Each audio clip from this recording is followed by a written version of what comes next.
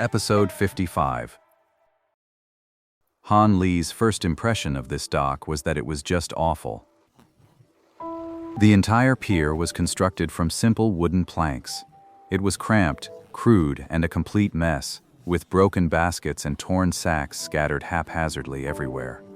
Inside 2 bamboo sheds built on the dock stood several dozen brawny men. They were either bare-chested or wore only short jackets exuding a fierce, rugged air. Every single one of those men was staring, unblinking, at him and the sole driver. Some even had a look of fervent eagerness in their eyes. Han Li paused for a moment, then gave a slight smile. Before he left the boat for the dock, the boatman had helpfully reminded him that the docks in Home City had an unwritten rule. No matter how much luggage a merchant carried ashore, they had to hire one of the dock's laborers to help carry it. Otherwise, you'd face the dock workers' hostility and might even get a beating for your trouble. Han Li was new here, and he had no intention of disrupting the local customs, so he simply called out, "I need to hire a porter. Is anyone available?"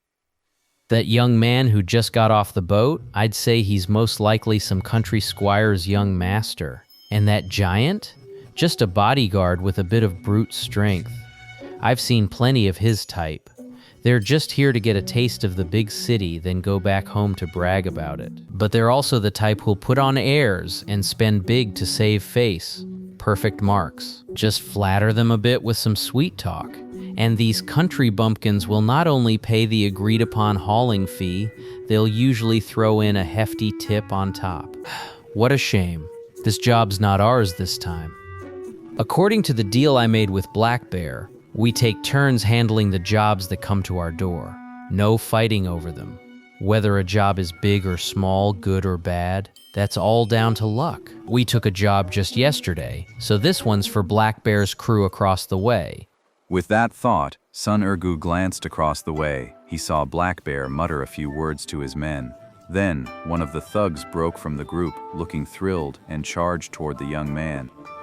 "No, you can't manage it alone. You'd better call for another person." "Young master, I can carry all this with one hand. No need to call for anyone else." The man didn't want anyone else cutting into his reward. Besides, he didn't think he couldn't handle that bundle. With that, the man strode over to Ku Han and, without another word, tried to snatch the bundle away. Han Li sighed. This package is surprisingly heavy, far too much for an ordinary person to handle. But seeing how insistent the man was, he had no choice but to signal for Ku Han to hand over the bundle. Sure enough, the moment the burly man took the large pack, his expression changed dramatically. He struggled to heave it onto his back. He hadn't taken more than a few steps before his face was flushed red and he was panting heavily. "Quick, quick, quick! Someone else, come help." "I'll help you." Seeing that the 2 men could finally lift the bundle, Han Li gave a satisfied nod, then quickly left the docks and headed into the city along the road. Han Li had no idea he was now being watched by 2 pairs of greedy eyes. Sun Ergu watched the young man's receding back, finally pulling back his covetous gaze. He suppressed the pleasant surprise in his heart and exchanged a look with Black Bear across from him. He knew full well that the bundle held a fortune, and that was something the other man couldn't have missed. Sure enough, Black Bear's face lit up with surprise. After a moment's hesitation, he shot Sun Ergu a meaningful look. Sun Ergu immediately understood and followed him behind a nearby garbage heap. Faced with such a large sum of money, the 2 naturally reached an agreement. After all, men die for wealth, and birds die for food. 50-50 split. 70-30. This was our business to begin with. 60-40. That's as low as I'll go. If you think about it any longer, that fat sheep is going to get snatched up by another gang. All right, it's settled. We'll handle this with speed. All right, let's hurry and catch up to him. We can't let this punk slip into a crowded area. Don't you worry. I sent my 2 men to take them to Blackwater Alley. We're heading there now to cut them off. Clever move, kid. Once out of the docks, Han Li had the 2 porters walk ahead, leading him to the nearest inn.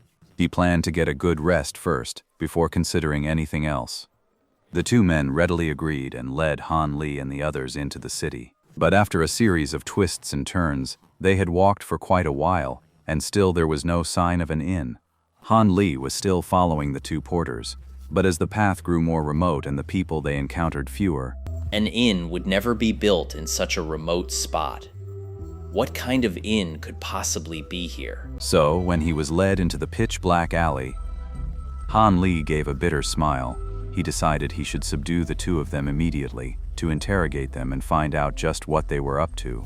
Just as Han Li was about to strike, over a dozen burly men suddenly emerged from the depths of the alley ahead. They were armed with iron rods and sharp knives, their gazes fixed on Han Li and the soul driver with unmistakable ill intent. Kid, don't blame us for being ruthless. You're the one carrying all that silver. Blame your own rotten luck. Han Li turned around to look. 7 or 8 burly men had appeared behind him as well. At their head were 2 men. One was dark-skinned, broad-shouldered, and thick-waisted. The other was skinny, with a crooked head and shifty, rat-like eyes. It was Black Bear and Second Dog's son. This wasn't the first time they'd done this kind of work, killing for money, robbing for profit. As long as the job is done cleanly, a missing persons case involving non-locals won't even get a second glance from the authorities, even if someone reports it. So, without another word, Black Bear gave a sharp nod to the dozen or so men. Get him! Seeing the bloodthirsty ferocity of these brutes, a flicker of killing intent passed through Han Li's eyes. He could tell this wasn't their first time, otherwise they wouldn't all reek of blood. Kill them. No mercy. With a few low roars, the soul driver suddenly shot forward, plunging straight into the oncoming crowd. With a whoosh, he threw a punch, fast as lightning, and smashed it into a big man's skull. The big man slammed into the stone wall like a sandbag, brains and blood splattering across the ground, his skull now just a ragged half. At the same moment, 2 more men, one wielding a sharp dagger, the other a heavy iron rod, tried to seize the opening and strike at Ku Hun from behind. Without even turning his head, Ku Hun swept his other arm in a backward arc. 2 loud bangs rang out as the men's weapons met his arm and were sent flying into the air, their hands left bloody and numb from the shock. Then, with one leg planted firmly, Ku Hun's other leg shot out behind him in a scything, lightning-fast sweep. The 2 men were kicked squarely in the midsection and sent flying over 10 feet away, landing on the ground, motionless. The rest of the men all sucked in a sharp breath. The men surrounding him now wore expressions of fear, hesitating and unwilling to step forward. But even as they stopped, the soul driver showed no mercy, striking left and right to shatter the skulls of 2 more men beside him. Without Han Li's command, he wouldn't stop on his own. Sun Ergu and Black Bear's faces were now ashen. They had clearly misjudged their opponent. This big guy is no ordinary bodyguard. He's a real handful. Kill the giant, and you'll each get 20 taels of silver. Kill that giant. 20 taels of silver for each of you. A sense of foreboding gripped Sun Ergu, and he immediately offered a hefty reward to the experts by his side. Hearing this, the men around him and Black Bear all broke into smiles. These men were just crude fighters with a few superficial martial skills. They couldn't possibly see the vast gulf between themselves and the soul driver. They simply thought he was a bit stronger and a little more agile, so naturally they felt no fear. Now, spurred on by the promise of that hefty reward, they all charged toward the soul driver. After hearing Sun Ergu's words, Black Bear's facial muscles twitched, his expression darkened, and he fell silent, his gaze flickering uncertainly over Han Li. He was inwardly cursing his rotten luck. Unlike Sun Ergu, he had clawed his way to his current position through sheer grit and bloodshed. He had earned it with real steel. Not only did he possess decent martial skills, just barely enough to be considered a third-rate fighter, but his eyes were also sharp. So the moment he saw Ku Hun make his move, his heart dropped straight to the pit of his stomach. This guy's skill is on another level. Even if our gang leader came in person, he might not stand a chance. And we're just small fry.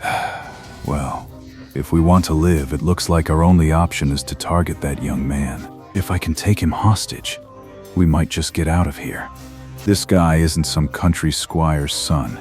He's a young master from a major clan, out slumming it in disguise. If we get out of this alive today, we'll have to thank our lucky stars. Thinking of this, Black Bear took advantage of the moment his remaining men charged forward. He shot Sun Urgu a meaningful look, then began to edge stealthily toward the center of the fray.